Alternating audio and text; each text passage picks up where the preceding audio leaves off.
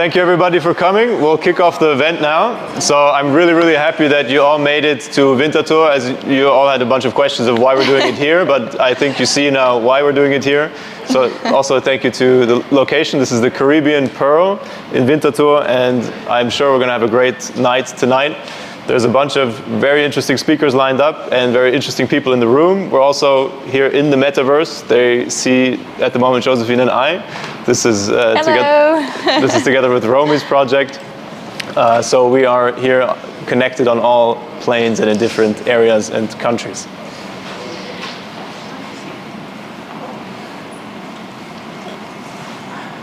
Shortly to the Swiss NFT Association. For those of you that don't know who we are, that are here for the first time, we are an NFT and Web3 hub that is based at the moment in Zurich, and we're spreading out our fingers into other areas. As you can see here in Winterthur, we have other locations lined up in Geneva or in Basel, where we're going to do events co-organized with partners.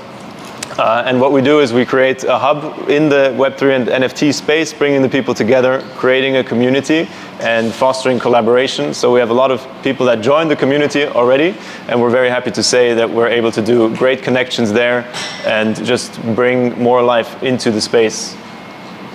And I'll introduce myself. I'm Josephine. I'm one of the co-founders of Swiss NFT Association, and we founded the association back in August, but we started being more operational in November. And I'm so excited that so many of you are here now, and also that we have people who were with us since day one and have been here at every event. So applause to you.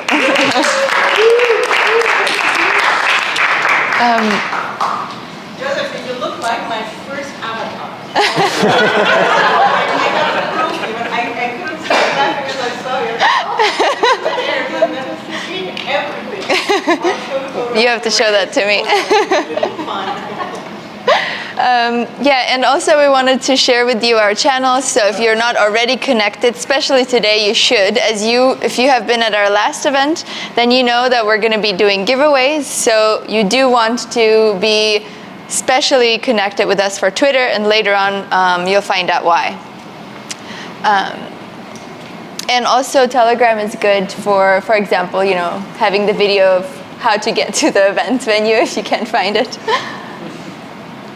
So a little bit about our community. How are we different? I mean, I've gotten this question so many times. Why do you create another association or another community, and why do we need that? So when we first started, there wasn't any focus on the Web3 side or NFTs, and all the focus was mostly on fintech and DeFi. So that was one of the reasons. But another one was that we really wanted a community where we were really fostering collaborations, working together, and really making this community feeling be real. So not just to come and gain information, to be a really Web3 community, which means being part of it and actually putting information into the community and being part of creating the space. So we do IRL in real life events. We also started doing virtual one as being our first one today. And also it's very important for us to create value, so not just to create events where you get information, but also to work on projects together, to create solutions, and not just look at the great side of NFTs and blockchain and crypto, but also what are the difficulties and challenges, and how can we figure them out together. And really, as you can see, really also having a great time and having fun, and enjoying being together. We also do hands-on education, so we'll share in a bit that we're also doing some workshops coming up. It's also for us important to really use the Web3 technology and not just talk about it. We do POAPs. We are starting our NFT-based membership soon. Anything else you want to add? Yeah, so we really want to integrate the technology that we have into our platform, and the idea is also to use the members that are creating cool and interesting solutions to integrate them into what we're building up into this community platform that everybody can collaborate and work together. We don't want to make it, I don't want to say, oh, Victor, I'm so cool, I made this thing. It's like we all made it together, and it's a combined effort of bringing this to life. Yes, and we'll also like to say thank you to our first members. Can everybody raise their hand, whoever is a member of Swiss NFT Association? Wonderful. So not everyone is here. You can also raise your hand. You're also the member. No, we really appreciate your support. And, you know, there were people who were with us on day one, and they didn't even know us, some of them, and they believed in the value and the concept, and that means a lot to us. And we want to foster that and make it bigger and bigger together. But always keeping the quality and the values in check, which is the most important part, we believe, in a community. Yeah, so if you're interested in becoming a member, you can learn more about what are the benefits. You can be an individual member, or you can be a startup member. So the people who raised their hands, you can feel free to chat with them and find out why they became a member and maybe learn more. Yeah, so I'll say something. So with the members, we really work closely with them. So some of the members, they will be giving workshops, what Josephine was saying, so they can present what they do to a smaller group of people, that they have direct insights, and that the people also learn a lot from experts in that field. We're also working on different fronts, like David, for example, from Framely, they're a member as well. They have a very interesting NFT project, and we're really looking to incorporate that into what we do. So they will also give a presentation, which we're planning together, just so you see that everybody that joins the community will also be a big part of the community. Quickly to the agenda. So we did the intro now, then we will have two great talks from Abraham and Romy. Afterwards, we will have a panel discussion with the two of them, and then also with Stefan Keinbach, whose work is displayed in that corner on the screen on the wall over there. And then we will have a short break. We will experience the virtual reality of Romy, the metaverse, where the people also signed in from right now with the headsets that we have here. And then Evan Tavakoli is doing a big surprise. She's hiding all the way in the back, but she's our advisor. Evan.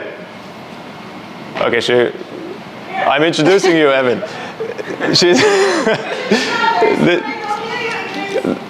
come over here. So I gave a quick intro of who you are. She's our advisor. She's an NFT lawyer, expert, specialized in contract law. And you want to take it from there? Yeah, I want to take it from there. Thank you for opening the path. Thank you guys for being here. It's so awesome to see so many new faces, and also old faces from here, and young old faces. I was welcome. George Maxwell, good friends of mine. Massey is here, fashion designer, sustainability, fashion. I see a lot of great you. Alisa, so good to see you all, and welcome to the new faces, and hope you are not here for the last time, of course. Great, how are you doing? Good to see you. So my name is Ewan, it's one win, not two. I've been practicing law now for more than 12 years in the areas of contract law, international commercial contract law, and arbitration, dispute resolution. And I have been starting with helping small businesses, especially for the past couple of years, for making them the clarity about their legal and business issues by providing them the sufficient contracts and other legal documents, and also help them with their business setup, and providing them solutions and tools and techniques to resolve their disputes outside of the court, so that they can save tons of money in trials or fines or proceeding in front of the courts of law. That's not a real good, efficient model for small businesses, that they still have not come to a good income. But then since 2 years, I have been passionately and full-heartedly jumping into the areas of NFTs, and no one can take me out of it anymore. I think it's done. And a few months ago, I got to know these amazing guys while I was giving a lecture at the University of Zurich with the University of Zurich Blockchain Center. And then it was about the legal and compliance risks for the NFTs and also decentralization. And I was seeing this gorgeous woman sitting there exactly with this big smile in the third row, looking at me so passionately. And I tried to motivate her again to be in the field. And then I just found out that they are together and they're married, because he was sitting somewhere else. So quite late for the lecture, but that was then the suddenly secret was no longer a secret. And then we became friends somehow from there on, and we kept in touch until I then found out that they have launched this amazing association, or let's call it this networking and business and collaboration club, because all we know is building community with the NFTs and also the crypto area is #1 to succeed. And I have been like pushing 2-3 shy guys here. I said, it's about community, you need to come in front, Mr. Maxwell, and so on and so forth, but now he's already sitting in the front. So that has been also my passion, to help NFT players as creator, collector, curator, and advisor, to help them get acquainted also with the business and also the legal side of the whole journey, so that they don't get in and get disappointed with some kind of like contract breaches, disputes, or fraudulent behaviors and criminal stuff, that they suddenly get caught by surprise. Also compliance issues, we know it's a big issue there. So we spoke, and then suddenly we decided to run these things in a way together, so that I get this amazing couple and, let's say, mentor them or advise them on how they go also on the business side of the club, and how to expand the community and how to serve you here in the best way possible all together. We all know together is better, and community is the new business model for the past couple of years, and it's gonna stay like this. Nobody wants to see those people only behind those digital things. Now it's about people. People want to do business with people. Even if we buy or are interested in an NFT art, most of the time we value a lot who is behind that. What is the story behind it? As I fell in love with your works because of the amazing story, or some people fell in love with my own works because of the very personal story that was behind it, and we talk about that later as well. So, talking about pitching and introducing, today we will be going to have a also surprise session, a hot seat. I want some really brave asses to come here in front, and then we're going to, let us say, such of activating measures here in the community, so that you don't all sit here so silent. Thank you so much for listening, and welcome again. So I'm leaving up it to you guys. Thank you. Thank you again for this amazing collaboration.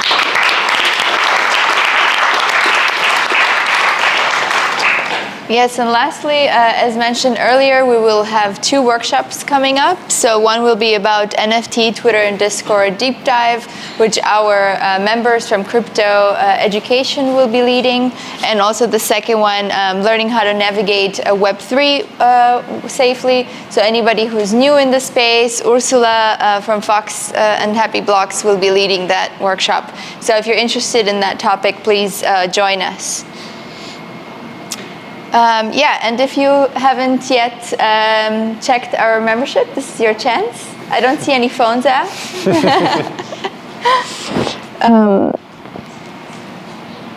I'll give you a minute. Okay. And we'll, as mentioned, we will be doing a giveaway today, so be ready for that. Yeah, requirement for the giveaway is that you follow our Twitter account. So if you want to participate in that, give it a quick scan and a follow. And during the evening, we'll do the giveaway. Yeah, and it's with a partner, which you'll learn a little bit more about in a bit. So please also follow them, and then we're gonna do the giveaway via Twitter. Thank you, and now we will have Abraham.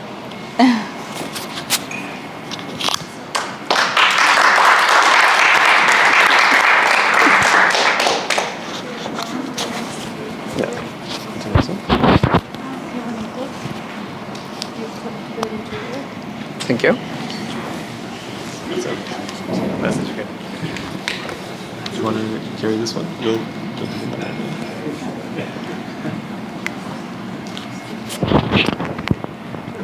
Nice. Hello, guys. How are you?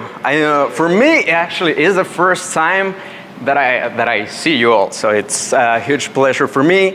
My name is Yael. I'm a digital artist and photographer. I'm originally from Mexico, but I'm based in Florence, Italy. If you don't know me yet, you can Google my name too. So, all right. Today I'm gonna go through some of my works, so we can explore like a bit how is the dynamic, this crypto art universe. And I'm very excited to show you what is yet to come. But first, maybe a bit of context, how everything started. I was back in Mexico, and I was like about 10 years old. And I was saving money to get an iPod Touch, that at the time, Apple products had the best camera quality in the market, right? So I saved money, and finally I bought it. And I was trying to download album covers to put on my music player. One of those was the album Meteora by Linkin Park.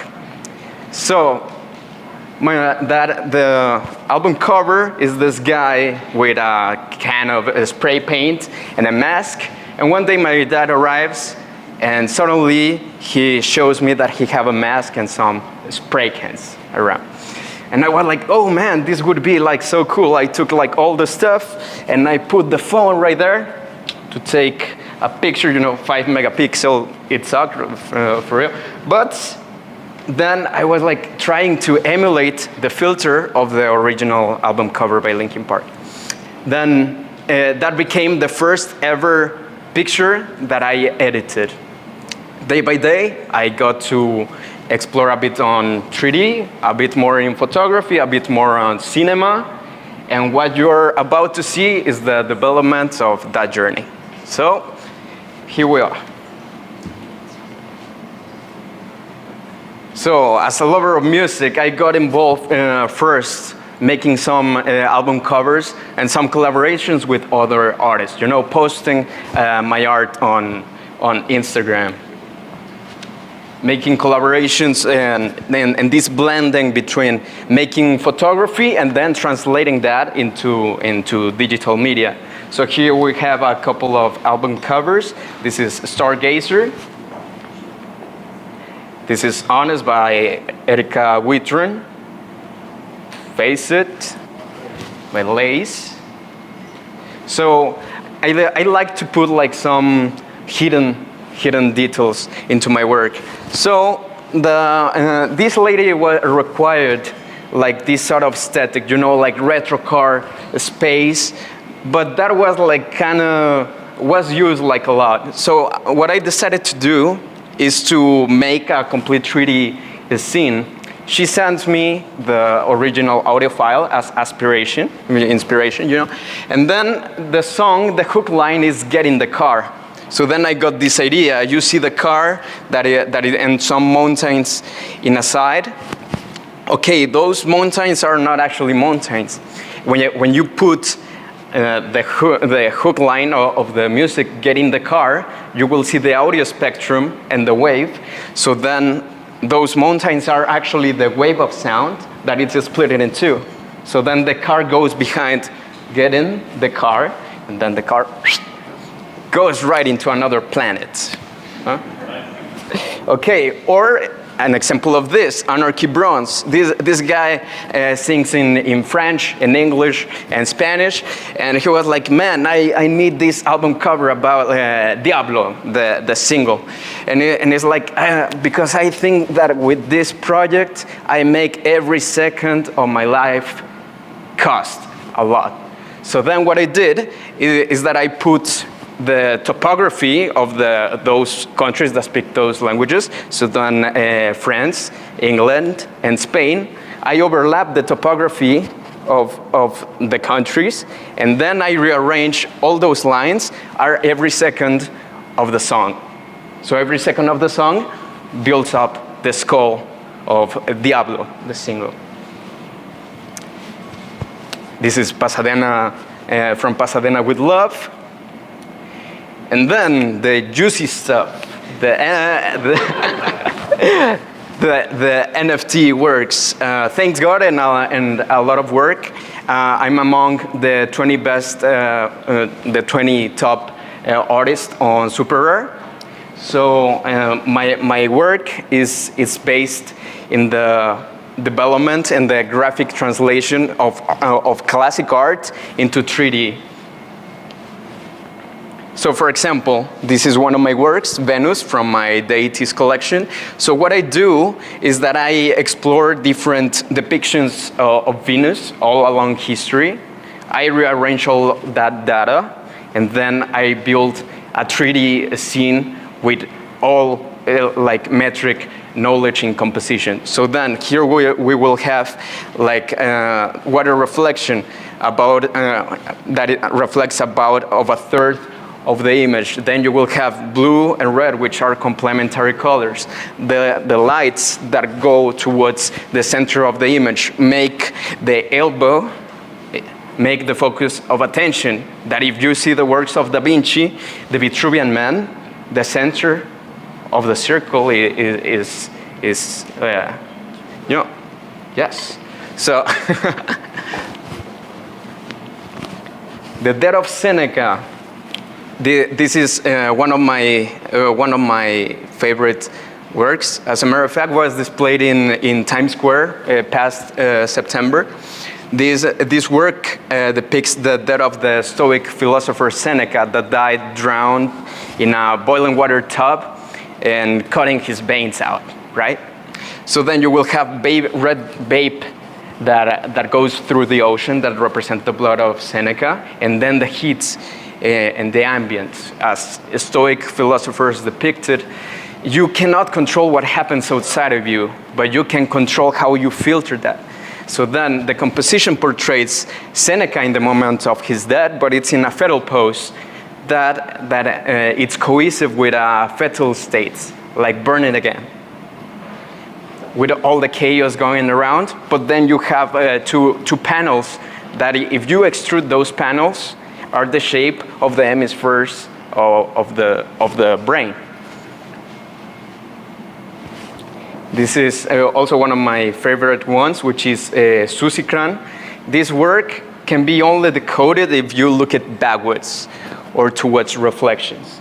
So this work was displayed in Miami during Art Basel, and the only way to see it, to see the actual work, is seeing it through reflections. So then you will see that Sussikran, if you put it mirror way, the name is no longer Sussikran, it's Narcissus. So then I put like little clues to how to find what the work it's about. And origin. This was my first ever NFT that I minted. And I'm very excited. Next month, it's going to be displayed in all the screens of Times Square. So if you see it on the news, you're the first ones that will know about it. So everybody is like, Abraham, well, this is inspired by the creation of Adam, of course, by Michelangelo. But how I did this? Actually, it's illegal to take pictures in the Sistine Chapel in Rome. So I went to Rome and I waited like 5 months to get a special permit to take pictures inside of the place, and I got allowed of 7 pictures. So what I did here is that I studied the composition that Michelangelo did, and I took pictures of all the materials that are inside.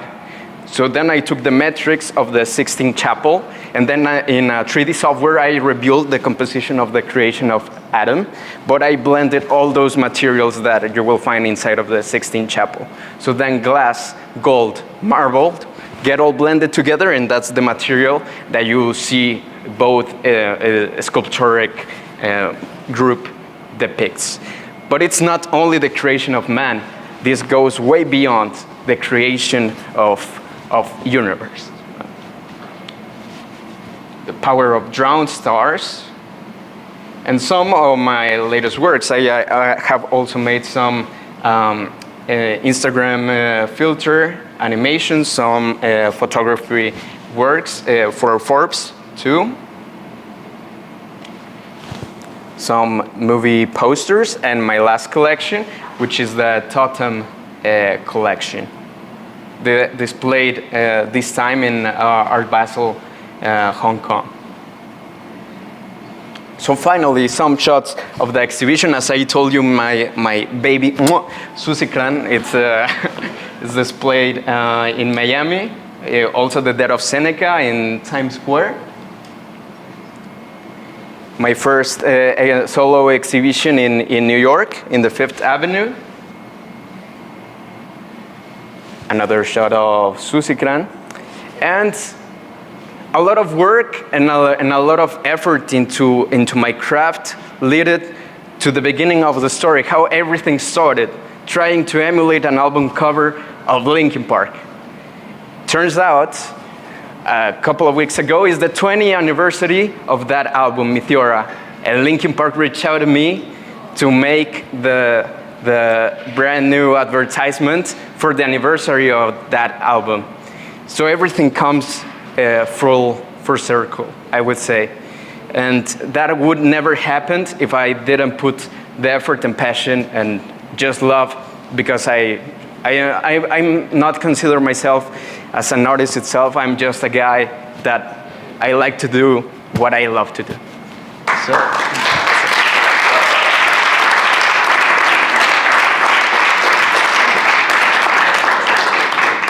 Finally, some of my social media. If you want to follow up the journey, we will catch up later on and grab a drink or whatever. So, perfect, guys. Or party and dance, right? Oh yeah. I will use Mexican saying, power tonight, apparently. You already said he's going to do some salsa lessons later. Of course. We're going to sing today. Oh damn. Okay. Perfect, guys. So for me, that's everything, and I am very happy and very proud of these guys overall. And here we are. Thank you so much.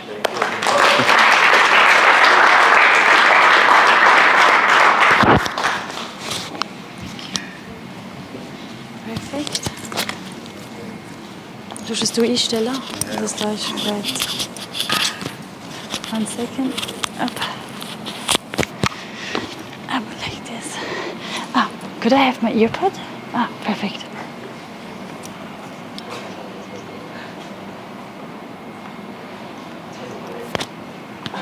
So. Awesome. Perfect. Hello, everyone. Is it working? No, wait.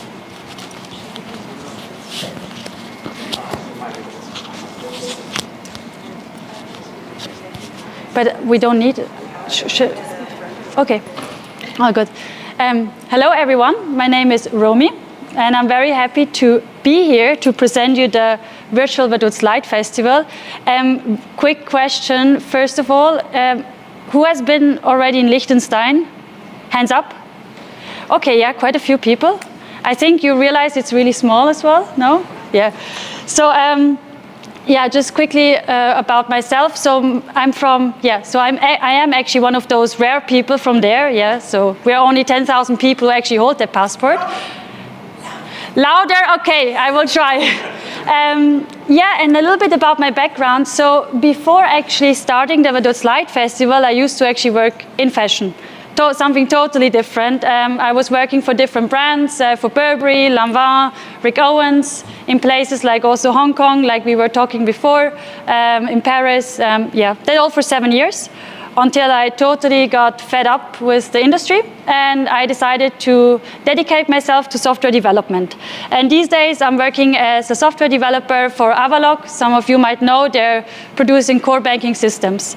And this baby here is my side project. So I first of all would tell you who we are, then what we do, and then more about the project. So we're basically an association focused on art, culture, and innovation. We are based in Vaduz, Liechtenstein, and we are a non-profit organization. We're a team of 2 people, Leon and me. And we focus on art, culture, and innovation. So with light art, we are trying to actually bridge all of those parts, because light is about also innovation, it's about technology, but also about art.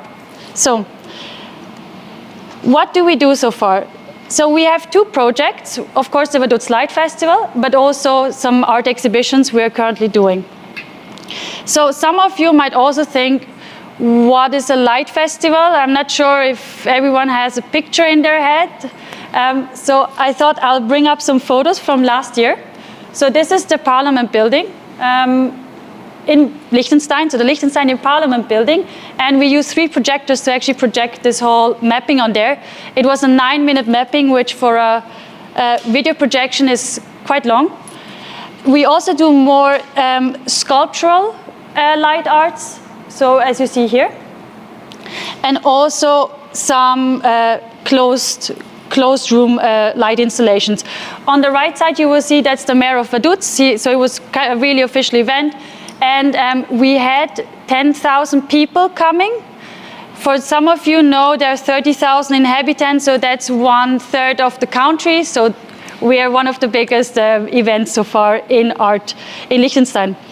So about the project itself. So we are the first light festival ever happening in a virtual space. No one has ever done this, something like that. Reason is also because light in a virtual space is extremely difficult to produce and also extremely difficult to experience. So we have two main focuses. So we're creating a virtual space, a metaverse, but we're also selling those artworks in there as NFTs. So once you think, okay, first of all, why do we do this now, right? So we actually had an issue 2023 that the energy crisis hit us really badly as a festival. So most of the light art festivals here in Switzerland had to actually reduce their artworks. For us, it was even worse. We had to actually cancel it. So the idea became to actually do this virtually. But when you have the idea to do something virtually, you first of all have to think, okay, what type of platform are you going to use? Are you going to create it all by your own? Are you going to use something which already exists? If yes, what are the guidelines? Like, what do you need? Do you need very good rendering? Do you need accessibility? You want it, how should it be experienced? Via VR headset, via phone? So after going through all of those potential possibilities, I mean, most of you guys know, there is Decentraland, Spatial, Roblox, Sandbox, and so on. But you need something which somehow is realistic. And for us as a festival, it had to be accessible. Otherwise, it would not make sense, because also our festival is accessible and open to everyone. So we found Hubs. Hubs is an open source project from Mozilla, like Mozilla Firefox, the browser, and they've been working on this for a very long time. Hubs basically enables us to run it on desktop, on mobile, and on VR headset with, you will also see, very attractive visuals. So once we know where to do it, so on what platform we will do it, now we need to find the artist. I'm already looking to the direction of Stefan. So it is, I mean, there are digital artists, but we need a light artist who can actually do this work. And finding a digital light artist is like searching for some needle in the sand. It's really, really difficult, but we knew someone, and that is Stefan, who's sitting here. And thanks to Stefan, basically, we were able to create this virtual space. So that is one of the artworks. We will also going to see it later. So also quickly about Stefan, and he will talk more about himself later on. Stefan has an impressive career within light art. So you will see, I mean, these are real artworks, right, in extreme sizes all over Europe, but also virtual ones.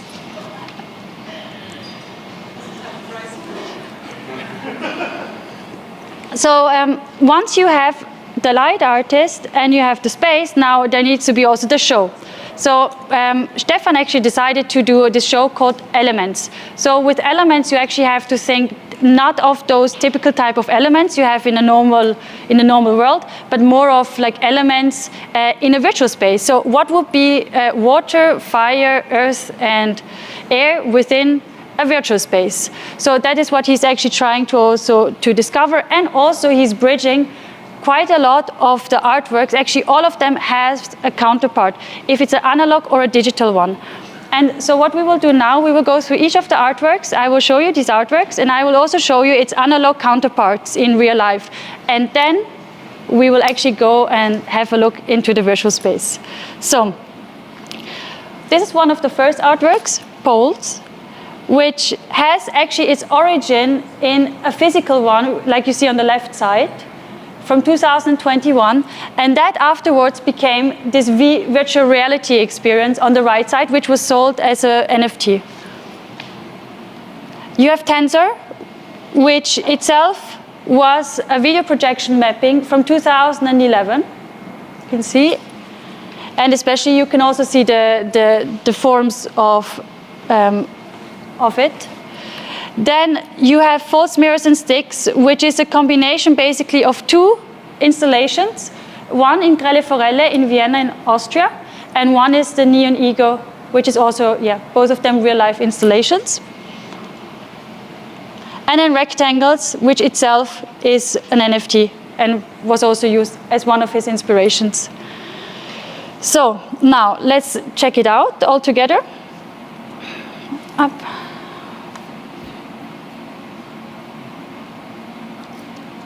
So here we are. And here you also see other people and also perfect. So now what we will do, we will have a look through at each of the artworks. Wait, it's like this is better.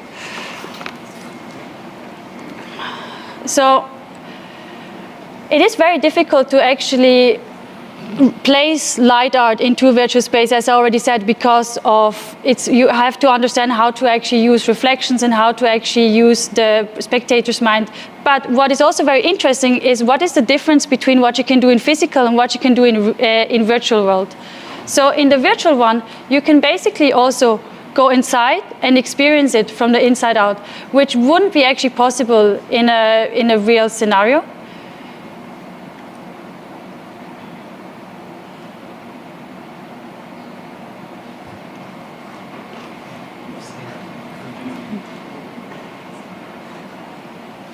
So then also, for example, here the false sticks, the mirrors. I mean, this artwork, the mirrors themselves, they're basically this representation of how people actually use also the mirror as a means of, like, you know, creating selfies and so on. So the original artwork was meant to actually make a photo, you hashtag it, you put it on Instagram. So putting also this, incorporating this idea, you know, of like this social media phenomena and always photographing themselves was also represented in here. You can see there. And then for this very special occasion, we have integrated also the NFT artworks from Abraham, which is only special today for this event. So you can actually also experience them afterwards with our VR headset and actually have a look at them through our space. So for us, it was also important that when we will talk today at this event, that we also show that, I mean, Swiss NFT Association wants to do collaboration. And we actually also thought, okay, it would be nice to actually use our space for collaborative purposes. And and that's actually the result from it. And for us, our goal is basically to actually further elaborate all of those collaborations and to collaborate with even more artists in the space. So then you also have, which is also very nice, this Pose artwork. You can see, I mean, the idea is that there are actually LED lights moving, right? You can go inside, and also what is very interesting is also the textures, the changes of the differences of textures in here. You can also walk around and see. And then we will get to another artwork from Abraham. So what we decided to do was basically to actually have one artwork from Stefan and then one artwork from Abraham. And the last one in here. So this is rectangles, which is an enclosed environment in itself, basically.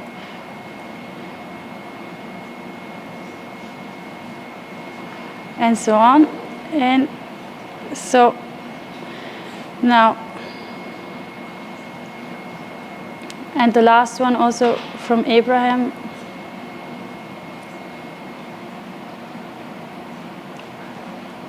In here. So we've done now the tour of those 4 elements, basically. And what I want to also go back into was that we are selling actually each of those artworks as NFTs. And what we also do is we ship each of those NFTs with its own space. Because for us, light art is really important that you can actually experience it. If you buy an NFT today, I mean, it's in your wallet, you can maybe place it somewhere. But for us, it was really important that we also give this feature as an experience to the purchaser. So we are soon basically releasing them. And so if you're interested, feel free to get a pre-access of those NFTs. You can also find more information on our link tree. Yeah, time to get the phones out. I see some phones. And and if you would like to collaborate, if you would like also to use our space for further collaboration, or you have some ideas or whatever, and you want to follow us, what we're doing, please scan our Twitter, scan our LinkedIn.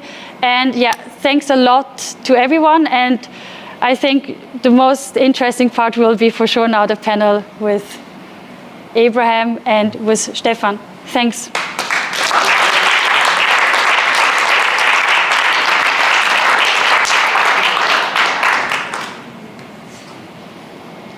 Thank you very much. Thanks, Romy, for that great presentation. And also would like to introduce you. So maybe we can start directly. You can tell us a little bit about yourself and your story of how you started doing virtual reality and NFT art. So, yeah, basically I'm a designer and an artist, and also I'm teaching at universities. This is Stefan, by the way. Yeah, so, yeah, I'm Stefan. Yeah, and basically when I started design, it. We're getting complaints, and I don't want to be the lawyer to handle complaints here. I have more interesting stuff to do. So Louder. Okay, no problem. So yeah, when I started design, and I really loved design, but it was too boring for me at the end. Like I needed something to express myself more and get out of this standard graphic design things. Then I started to visuals in nightclubs, basically, and this is where I really started to explore space and rave culture. This is like a special, there are a lot of elements coming together, like music and lights and rhythm and getting lost in spaces. And this idea, this is something I still carry with me, and this is like what still moves me. Yeah? And from this kind of visuals and nightclubs, I moved on then to do like big sculptures for light festivals. That's how we met then at the end. Yeah, and also then the next step that I'm working myself into is now also to digitize this and to work in the virtual space. Yeah, so it's just also another thing is like artificial intelligence. This is another leg that I'm exploring, and like this kind of metaverse, virtual realities. Yeah. And I think something that's really interesting about both of your work is that it plays between like physical and digital. So Abraham, we were talking about that today, that you kind of have this different way than Stefan, because Stefan has actual physical pieces of work, and you get inspired by pieces of work, physical pieces. So can you maybe elaborate on that a little bit? Yeah, for sure. I think the main thing that I want to do with my art is to blend environment that it's like very futuristic, yet have some elements from art that it's from the past, and find a way to make that cohesive. I like a lot on like design and art, and the concept of juxtaposition of opposites, it's very appealing to me. Complementary colors and different concepts blended together. So I think the challenge here is how to reach like a result that it's like intriguing for the viewer, inspired from a physical work, because in Florence it's full of sculptures, and it's a wonderful city, but the common tourist is like, oh, that looks nice, and pass by. I think that my approach is more like giving a space for their own artwork to be revisited in a more like modern way. So giving it a second life. yeah, kind of, so, something like that. Yeah. And Stefan, what do you think about that? I mean, what was this kind of process for you between the physical pieces and then creating your works in the Vaduz Light Festival in the virtual space? It really started with me that I started through digital, like design was always in the computer, yeah, and then I thought like but I want to do books, like I want to do printed things, I want to have artifacts, and then I want to do installations in the real space, because this is like, it's just different to experience. And now the question is like how to bring these qualities, and it's super hard, back to the digital space, like, because you're super limited in metaverses. Like as you see, we chose Mozilla Hubs. So Mozilla Hubs is probably one of the most open platforms you can use on one side, but it's super limited. You cannot have like a mapped video texture in it, for example. Things that we could have, we did, like if it's real mappings in space, it's not possible to do, at least in Mozilla Hubs. In others, it's working, but also there, it's like you have, like you have this, like it's about like how much bandwidth do you have, like does it work on mobile? Like there are so many things you have to consider at the end. Also like light, like everything is digital, so everything is light on the screen, basically. So how do we make it stand out, or give it an aura, or what qualities can you work out? And it's really, like it's just a first step. Like I would like to do so much, dig so much deeper, but technology will come and will enable us to do more things, of course. Yeah. And I mean, also personally, you know, when I was looking at your work in the digital space, and if it's about light, how do you express light in a virtual space? Yeah, it's super hard at the end. Yeah.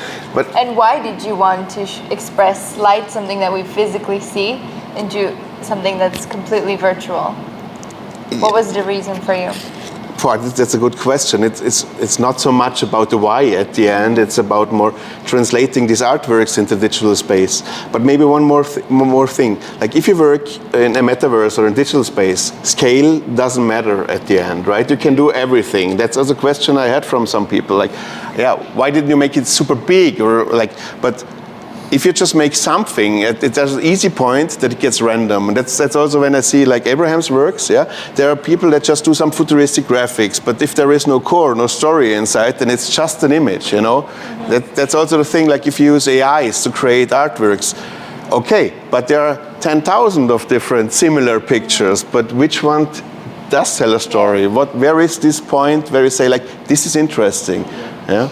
And Abraham, for you, did you have a challenge did you ever have to explain yourself why your digital art or your digital NFTs cost a certain amount?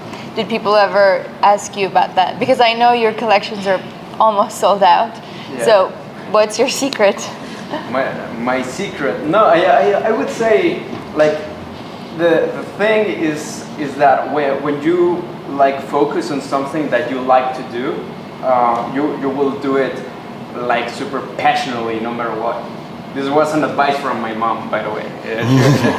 She was like, always focus on what you like the most, and you will have that engaged from the very beginning, and nobody will like defeat you, right?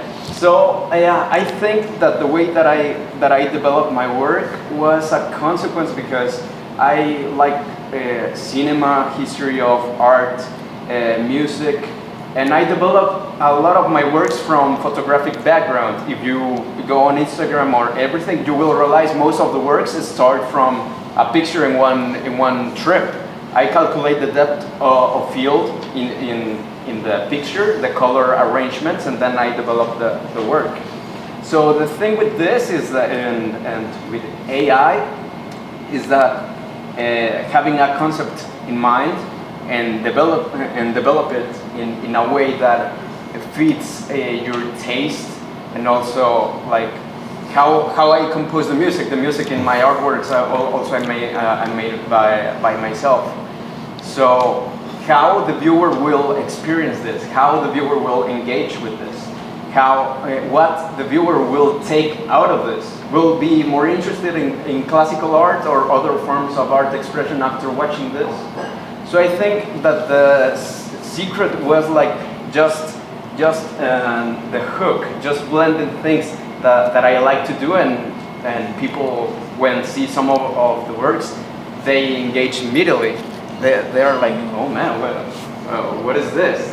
And the consequence is that like all the collections are pretty much run out. By the way, if you want to collect something. That is very, very interesting about the point that they were making about AI, right? Mm-hmm. If I make a work in a certain way, like for sure AI it's very useful. It's a tool. it's a tool, yeah, but at the end of the day, if you're like an artist, NFT maker, you develop these projects, if somebody relies 100% in AI, then where is the craft, right? So for me, doing these steps in my creative process, if I just write a prompt and I get for results of an average of all the world's knowledge, would not be that fun to make. So do you think people realize the difference? Because we were discussing that today. If you could just make digital art, someone could argue with AI, with Midjourney, for example, you just write one sentence and then you have beautiful pieces. So like, why should somebody buy a digital art versus, It's because it's based on tradition, because you look at the artist and the ideas that he carries, and like if it's only done by a machine and you can only just enter some words and have luck that there's something good coming out, so there is nothing like solid, there is no value at the end. Yeah? Exactly. It's like the avant-garde movements in art, like everything is started in 1917 with the fountain by Marcel Duchamp that took like an urinal and call it the fountain in the Dadaism movement, right? So then everybody was like, oh wow, now urinals can be sculptures. What about digital art? Just a few years ago was considered a substandard in art market. And now it turns out the best museums in the world, now they are collecting NFTs. They are reaffirming the validity of the works now. So I would say that's the thing when you have like a background of those things, you will realize that if you go to modern art museums nowadays, a lot of friends or people that go around it's like, oh, I could make that. This was so easy to make, like Yves Klein, just like a blue canvas. Yves Klein in its moment have the concept and the idea that breaks standards at the time. Of course, everybody can make it, but not everybody can make it with a concept like it. Now what happens nowadays is that it's very hard to tell if somebody is taking advantage of you, like dropping stuff in museums or in internet overall. And that's why making my work complex is the point in which people consider, oh, this is a high quality art piece. Have like some of my works take like 4 months to make. And kind of going off of that, Stefan, what do you think did having NFTs or working in the virtual world, did that make your connection with your community or your collectors different?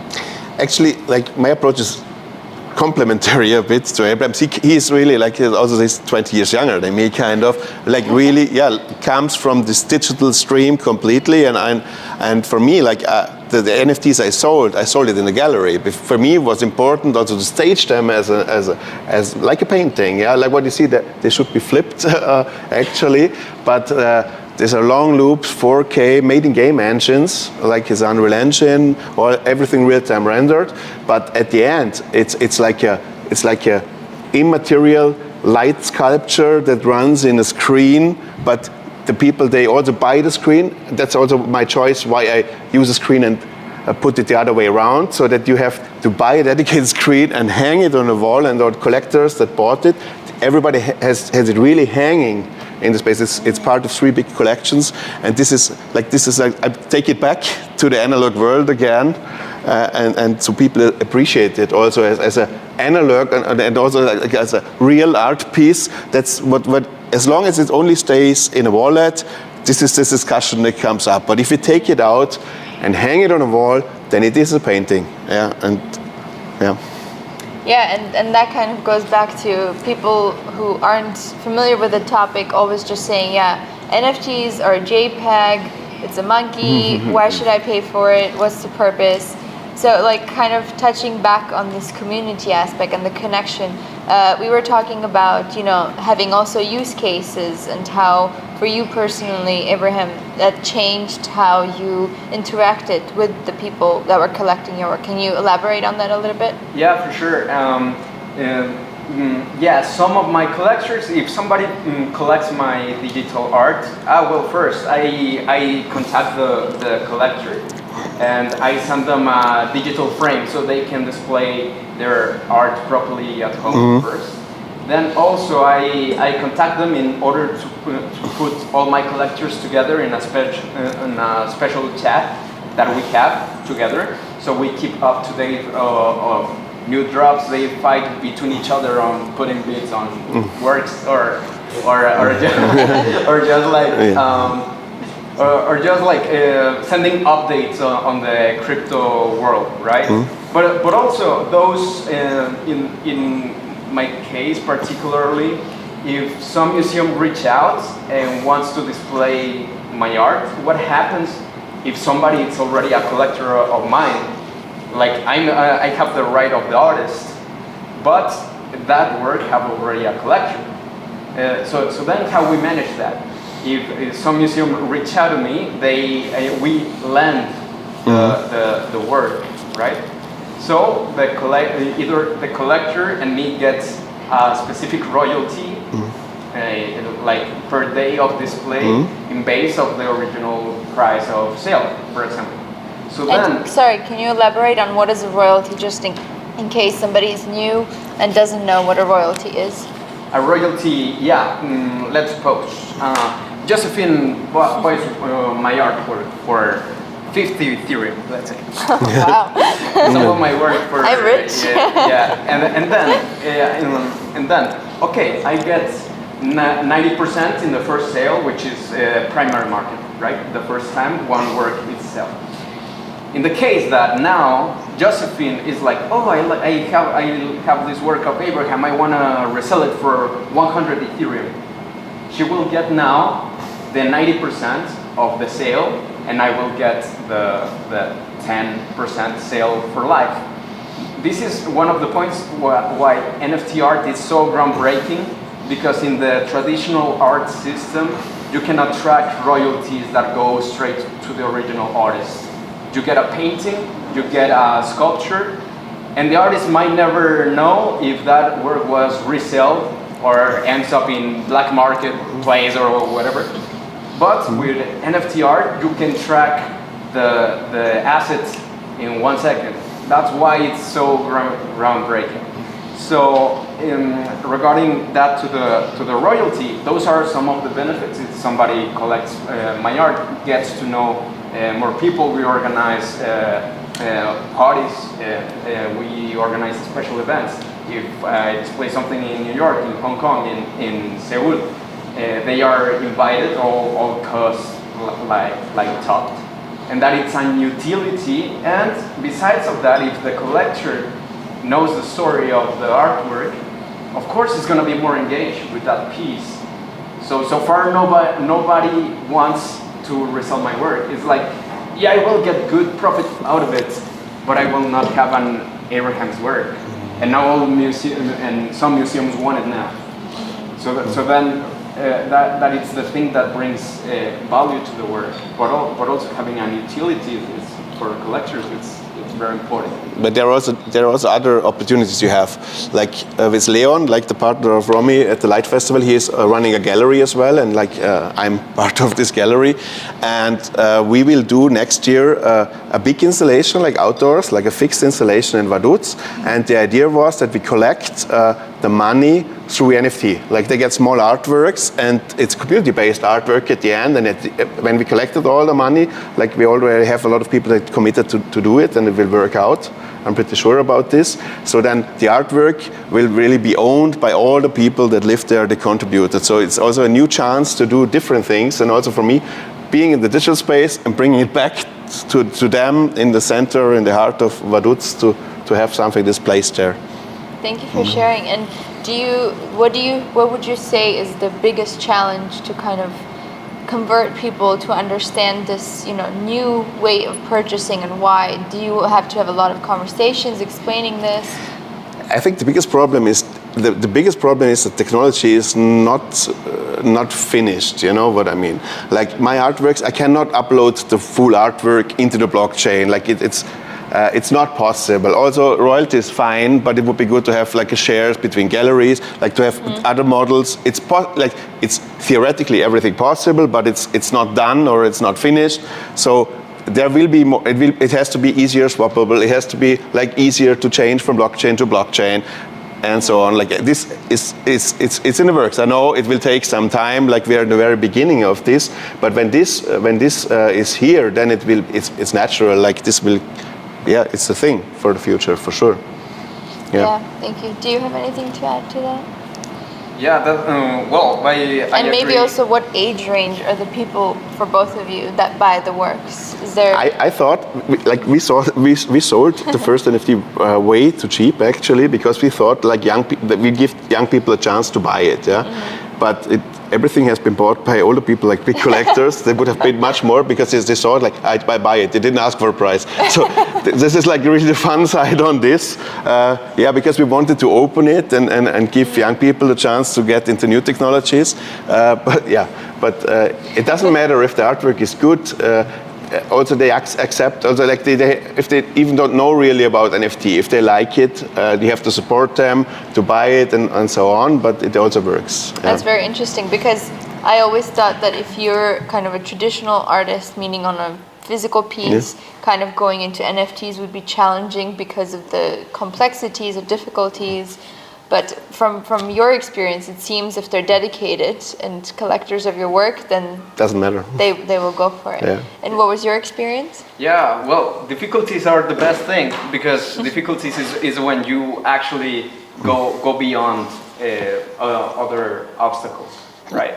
So regarding the age between my collectors, I mean, there's like a wide range of people. You will have like guys of 19 and dudes of 62 or something. I mean, I try to. Any girls? Yeah, a lot of girls there. I was talking about the collectors. I will that too. But but I mean, I try to explain like my digital art and the NFT world to my grandma. How did that go? And she was like, "Oh yeah, but why it moves?" No, all right, no, it's fine, grandma. But you know, like overcoming that like generational gap. Ultimately, it's like art stays forever, right? And the point is that everybody can enjoy it, like different ages, and give their own interpretation and own value to its thing. So I think like sometimes regarding the audience is not that much of like getting them like fully into the crypto world. That would be ideal, but just to so it's still about art, so then everybody can enjoy it ultimately. I think the biggest question that always arises is this: like, why should I buy an artwork when I've seen it on Instagram or I can download it? Yeah, this is like, and as long as this is not able, the blockchain is able to hold it, that you can just show it to the people you want, and like this will always be a discussion at the end. Yeah, because the digital, like if you have a painting. Even when you copy it, it's not the same. It's for sure not the same. And with an NFT, we mimic this. Yeah, but still, as long as the original is also available, you have these discussions. Yeah.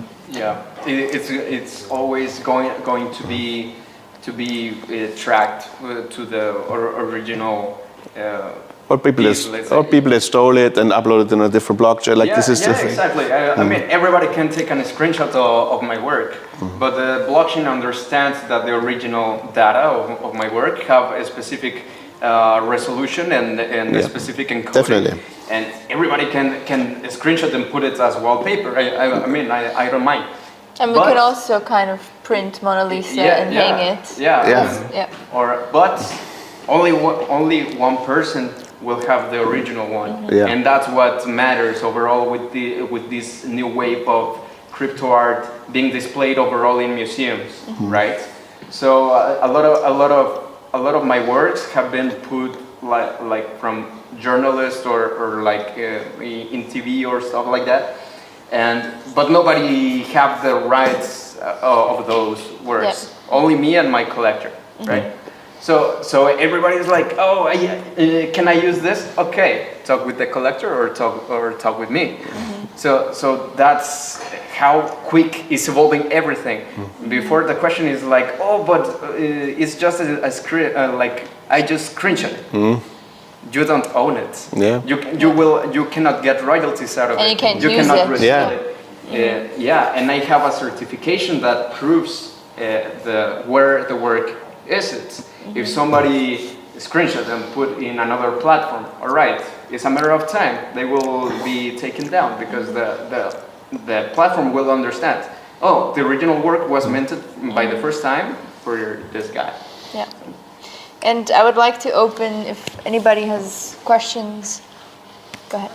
I have a question for both of you. You can speak a bit louder. I have a question for both of you.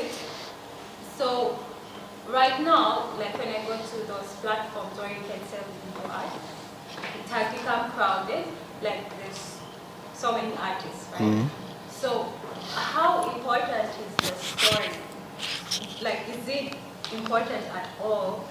Like, can you just create something beautiful and expect people to be interested, or do you have to, like, there has to be a strong reason why you're doing what you're doing? Does that contribute greatly to the attention that comes to your work? I think the thing is less the story, it's more the community. Abraham built his community, because like there are as you say, there are so many people putting artworks, and maybe one is not sold, but it's more nice than another one. And if you start, then I like this. How do you get through the mass? And I have my community through the gallery. He has it built online, But if you just come as a new artist and put it online, probably not going to be sold. It's a bit of a lucky shot then. Yeah. I think that storytelling or like the history behind the work, ultimately, I mean, if it's on the internet, you cannot control that everybody just like watch it and maybe discard it, right? Maybe I just post something and somebody watch it 5 seconds. Okay, let's watch memes or whatever. But the thing is that when you know maybe what it's behind each piece, it's when it becomes interesting. Because the thing if you stand out in some field, it's maybe because you approach things differently. How many NFT works would have maybe a deep storytelling or intrusive research in history, architecture, or other stuff? It's like being in Europe or in Florence. You pass near the dome. A lot of tourists take a picture, and they don't know that it's the biggest dome in the planet. The biggest project of bricklayering in human history, and that makes it more special for the if you know some little details. It's like a good taco. Just spice it up, and it's better. And I guess like I would also add because I know people who think if they first work on the piece, put it out, and then create the community, right? But it's actually the other way around. You have to have the community that is already supporting you, right? Because if you have a wonderful piece of work, you've put hours and hours working on it, and then you put it out there, but if nobody is also out there to even hear your story or to see your work, that also doesn't work, right? So it's maybe like a combination of having the community, having actual value and a reason for your piece of work, and also maybe somebody also likes it because it looks beautiful, right? So maybe it's a combination of all of those things, and also at the end of the day, it's still art, and you can't really judge it on a measure, and you have to have a connection or some reason why you also want to be part of it, whether it's a specific community engagement, or they like you, they like your story, they like your art, right? So maybe a combination of all of those, I would also say, from talking to a lot of different artists and seeing like who's who succeeded versus the other one? Because yeah, when the hype happened, everybody thought, yeah, I'm just gonna take a picture of my cat, put it out there, I'm gonna be a millionaire, and it didn't work out that way. Yeah. I mean that's what I try to do with my work because I realized if somebody takes the time to invest in my art, I appreciate that a lot. Like time, it's everything that you have. Your practice, your craft, and if somebody is like Abraham, I really like this work. I would like to buy it. For me, there's no better feeling than knowing that I did my 120% in that piece. If somebody invests in my work. Yeah. So what I try to do, it's I would not selfie here, 20,000 Ethereum or something. No, I would put like a lot of effort, thought, and passion into it, because if somebody puts effort into seeing my art with intrusive eye and critical thinking, that person deserves the best quality out there. That's why I'm like okay, if you collect some of my work, okay, you will know that it's considered by some museums a high quality art piece, right? Not a random picture in the internet. Okay, thank you. And I think you had a question? Yeah, I have a question for Stefan. A little bit backstory, because my friends run a pretty successful gallery in Iceland. Yeah. And they are doing traditional paintings and stuff like that. And one of them contacted me recently, some months ago, and was asking, because he met somebody who wanted to do some NFTs with him. But he was afraid, there's some kind of maybe art elite or some kind of, group thinking of artists in Iceland, and he was afraid that he would ruin something with his gallery if he would transition into something of this hype, of this NFT. Yeah. Was that a thought when you were transitioning from something physical and something? Not, as I said, I was always connected from digital and analog. I come from both sides, and NFT, I'm following this since a very long time, at the blockchain space and whatever. And for me, it was this was a relief. Now it's possible. I've been thinking about this, almost 20 years, let's say 15 years back, when I did visuals in nightclubs. It's always performance, What do you sell? You sell a show and you have great nights, you have a big audience and everything, but there is nothing that you can sell at the end. And you had this idea of stripped down screens and making frames, whatever. But there was no base. Where do you start with this? And NFT, finally, this is the solution, yeah? If you're a traditional artist, and I met a lot of them, if you think I just take a picture from my page, this is stupid, you know what I mean? You have then also to use the means and think about what does it add to the artwork, yeah? Otherwise, it's pointless. In my opinion, it's better to paint this and stick to this, yeah? But maybe it's also a chance to gain knowledge and transform your work into something new at the end, yeah? Thank you. At least I have some pointed for you. Yeah. You had a question? Actually, I have two questions for Abraham. It's kind of it's an extension for the first question, actually. So the first question is as an NFT artist, how to sell their art pieces. Maybe let's say in this way, in the traditional art industry, maybe an artist need a gallery to represent them. Do you think they also need some representative or an agent in this NFT work? Because we discussed about this community stuff, and maybe some artists, they're very new to this community concept. So the first question is, do you think this is necessary? And the second question is, I would like to know who are your collectors? Are they more crypto native, or actually they're also from the traditional arts collector field? I love those questions. Okay. Regarding my collectors, they have like a very wide range, but also that's why I'm very picky sometimes with my collectors. Maybe somebody could like put an offer on something, and I reach out like who is intended to buy it. But the thing is that in my collector club, there is going to be also very serious people. So that's why I gotta be like very picky into it. There are investors from BlackRock or people from Harvard or Stanford, or also in French government, for example.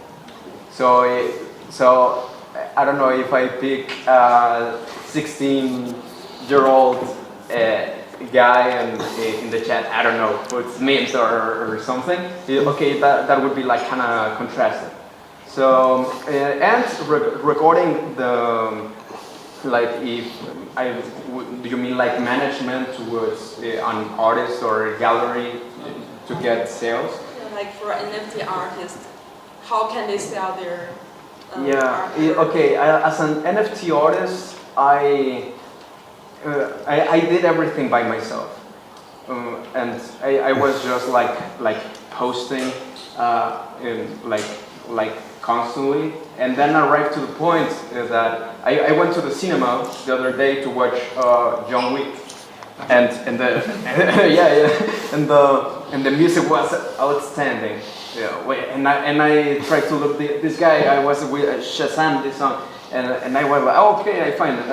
I found it on Instagram, and I was like, man, I really like your music. I think that was sick, and I had a really good time. That's it.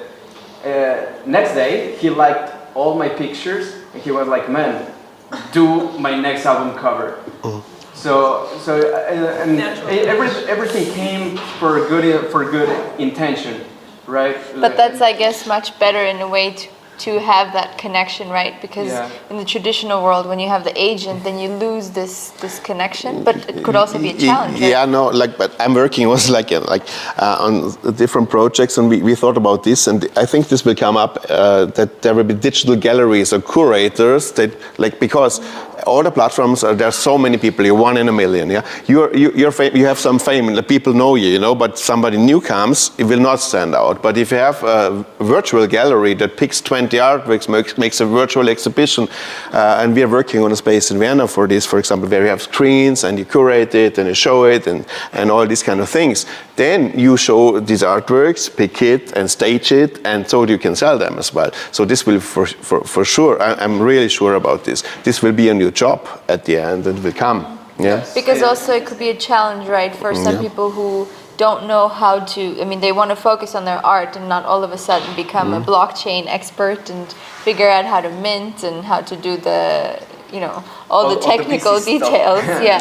I completely agree, and also I think that it's a blending of both, because at the end of the day, the exhibitions in New York or Art Basel, okay, these guys reach out eventually, but at the first time, I was looking for museums, building a high quality portfolio, and the more things that I did, build up a solid base to these guys to consider me. Oh, okay, this is not NFT project. This is a crypto artist that it's into the art world and knows some stuff already. So that will maximize your chances. And the result is that maybe somebody goes in Times Square and sees Abraham in the corner or something. But it's different, for example, right now with me, engaging with each one of you. It's a completely different experience. Thank you. We'll take the last question. Anybody else? I have a thought, not a question. Sure. You guys talked about JPEGs versus NFTs.